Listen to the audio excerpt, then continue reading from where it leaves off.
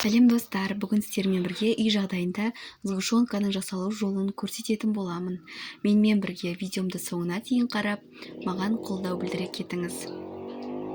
Ол үшін бізге ең алдымен ыдысымыз керек, құрғақ ыдыс, және де 1 литр сүт құйып аламыз.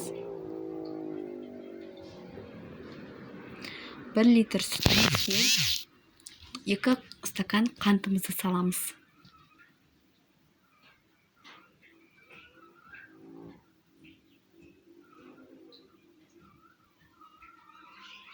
Және де жоғарғы отта қанты ерігенше араластырамыз.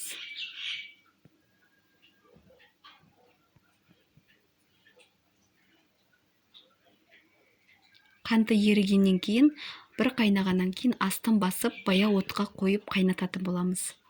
Бар уақыт бізде 2,5 сағаттай уақыт кететін болады. Арасында ұмытпай араластырып тұру керек. Осылай қайнап түсі өзгере бастайды.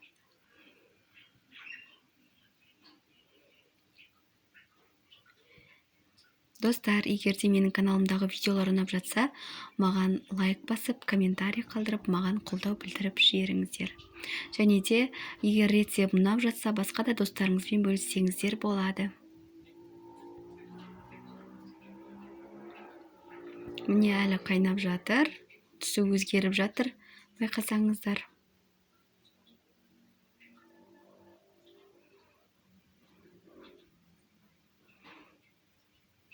Өте оңай, осындай 2 заттан жасалады.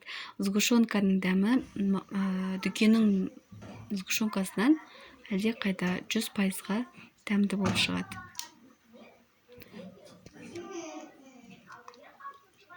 Мінекей түсі өзгеріп келе жатыр.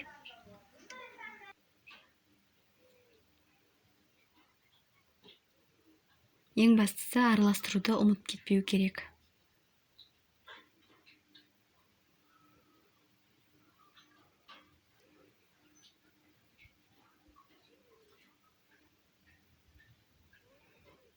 Міне мен сгущенкам дайын болды.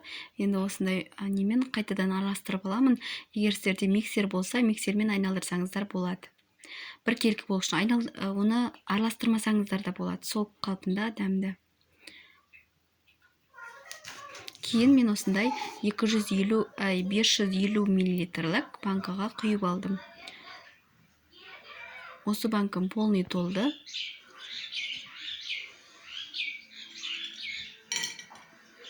Барлығын үстіп құямыз. Құйып болғаннан кейін суы үшін бөлме температурасына қалдырып қоямыз. Немесе холодильникке салып қойсаңыздар да болады. Кейіннен тұра бұл сгущенка қоюлана түседі.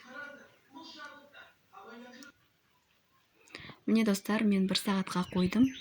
Ыдысқа салып көрсетейін. Не өте дәмді болып шыққан. Сіздерде жасап көріңіздер. Бір жасағаннан сіздерде де шығады. Менің видеомды соңына дейін қарағандарыңызға рахмет. Менің каналыма қолдау білдіріп қойыңыздар. Сіздермен болған мен Гүлнаш.